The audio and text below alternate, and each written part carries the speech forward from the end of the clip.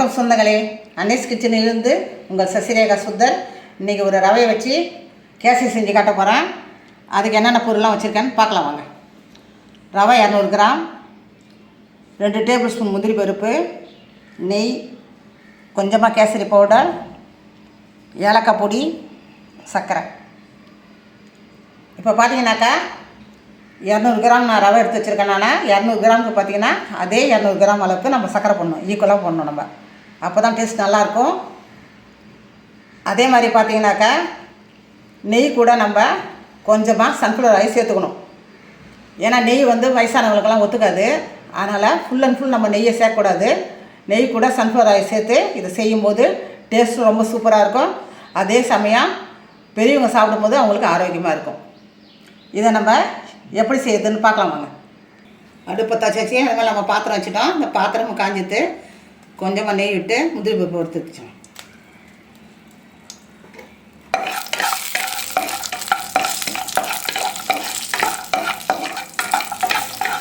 முந்திரி பருப்பு பார்த்தீங்கன்னா நல்லா கோல்டன் ப்ரௌன் ஆகிற வரைக்கும் கொஞ்சம் வறுக்கணும். மீடியம் ஃப்ளேமில் வச்சு நல்லா வறுத்து எடுத்து வேண்டியதான். நல்லா கோல்டன் ப்ரௌன் ஆகிடுச்சு முந்திரி பருப்பு. இப்போ நம்ம இதுலேருந்து எடுத்துக்க வேண்டியதான். கொஞ்சமாக நெய் விட்டுக்குவோம். இந்த ரவையை இதில் வறுத்து எடுத்துருவோம்.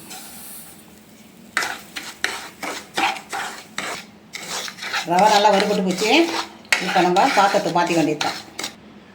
தண்ணி பார்த்திங்கன்னா 600 ml நம்ம ஊற்றணும். 200 கிராம் ரவைக்கு 3 மடங்கு நம்ம தண்ணி ஊற்றினா தான் இந்த ரவா கேசரி பார்த்திங்கன்னா நல்லா வள நல்லா வரும். ஒரு சிட்டியை சால்ட்டு போட்டுக்கலாம் அதில். அப்போ தான் பார்த்திங்கன்னா இந்த ரவா கேசரி பார்த்திங்கன்னா ரொம்ப சூப்பராகவும் டேஸ்ட்டாகவும் இருக்கும். ஒரு சிட்டியை கேசரி போடுறோம்.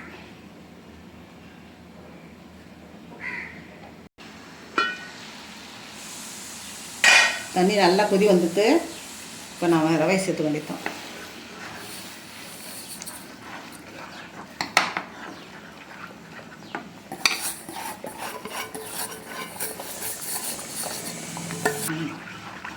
இது பார்த்திங்கன்னா ரொம்ப ஈஸி டிஷ் தான். இது நம்ம வீட்டில் ரவையும் இருக்கும், சர்க்கரையும் இருக்கும், எல்லாமே பார்த்திங்கன்னா எல்லா வீட்லையும் எல்லாம் இருக்கும்.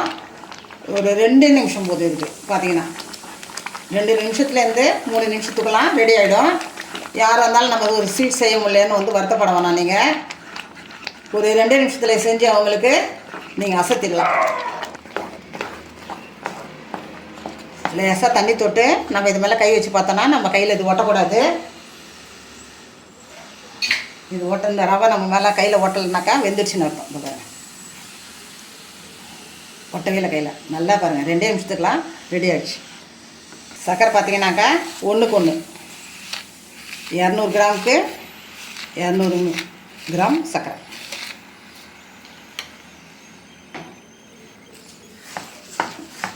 நீங்கள் ஒரு டம்ளரில் இந்த ரவை அளந்தீங்கன்னா அந்த டம்ளர்லேயே 1க்கு 1 போட்டுக்கோங்க. எங்களுக்கு எக்ஸ்பீரியன்ஸ் இருக்கிறதால நாங்கள் குத்த மதிப்பாக போட்டுருவோம் சர்க்கரையெல்லாம், எங்களுக்கு தெரியும். ஆனால் நீங்களாம் பிகினர்ஸ் இருந்தீங்கன்னா 1 டம்ளர் ரவைக்கு 1 டம்ளர் சர்க்கரைன்னு சொல்லிட்டு கணக்கு வச்சு போட்டிங்கன்னா சூப்பர் டேஸ்ட்டாக வந்துடும் இந்த ரவா கேசரி.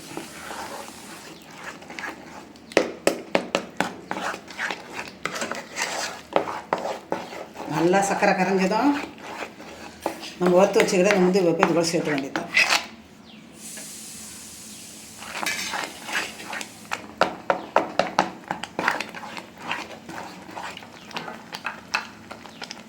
கொஞ்சமாக ஏலக்காய் பொடி சேர்த்து வேண்டியது.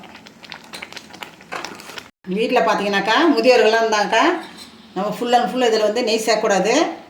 அதனால் பார்த்தீங்கன்னாக்கா 2 ஸ்பூன் சன்ஃப்ளவர் ஆயில், மல்லாட்டெண்ணெய், நல்லெண்ணெய் எதுவுமே இதில் சேர்க்கக்கூடாது. ஆமாம், டேஸ்ட்டே நல்லா இருக்காது. அதனால் சன்ஃப்ளவர் ஆயில் மட்டும் 2 ஸ்பூன் சேர்த்துக்கோங்க. அதே அளவு 2 ஸ்பூன் பார்த்திங்கன்னா நெய்யும் சேர்த்துக்கோங்க. அதில் டேஸ்ட் ரொம்ப சூப்பராக இருக்கும். என்னடா சன்ஃப்ளவர் ஆயில் சேர்க்குற மாதிரி நல்லா இருக்குமா, நல்லா இருக்காதெல்லாம் நினைக்காதீங்க, சூப்பராக இருக்கும். குழந்தைங்கள்லாம் லீவில் இருக்கோட்டு தான் இப்போ நாங்கள் முயற்சி எடுத்து இதெல்லாம் செஞ்சுட்டு உட்காந்துருக்கோம். இல்லைன்னா சமையலே பண்ணி போட்டுட்ருப்போம்.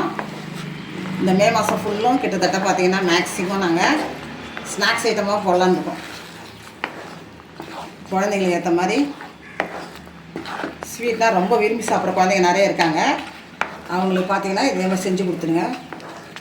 மேக்ஸிமம் ஒரு 5 நிமிஷமே அதிகம் பார்த்தீங்கன்னா இதில், அதுக்கு மேலே ஒன்றும் ஆகாது. சூப்பராக ரெடி ஆகிடுச்சு, இறக்கி வைக்க வேண்டியதுதான். அன்னைஸ் கிச்சன்லேருந்து சூப்பராக ஒரு ரவா கேசரி ரெடி ஆகிடுச்சு. நீங்களும் செஞ்சு பாருங்கள். ரொம்ப ஈஸி டிஷ் இது. மேக்ஸிமம் ஒரு 5 நிமிஷம் தான் ஆகும். நம்ம வீட்டில் விருந்தாளி வந்தாலும் சரி, இல்லை பெரியவங்க இருந்தாலும் சரி, குழந்தைங்க இருந்தாலும் சரி, எல்லாருக்கும் செஞ்சு கொடுங்க. செஞ்சு பார்த்துட்டு உங்களுக்கு நல்ல பேர் வாங்குங்க.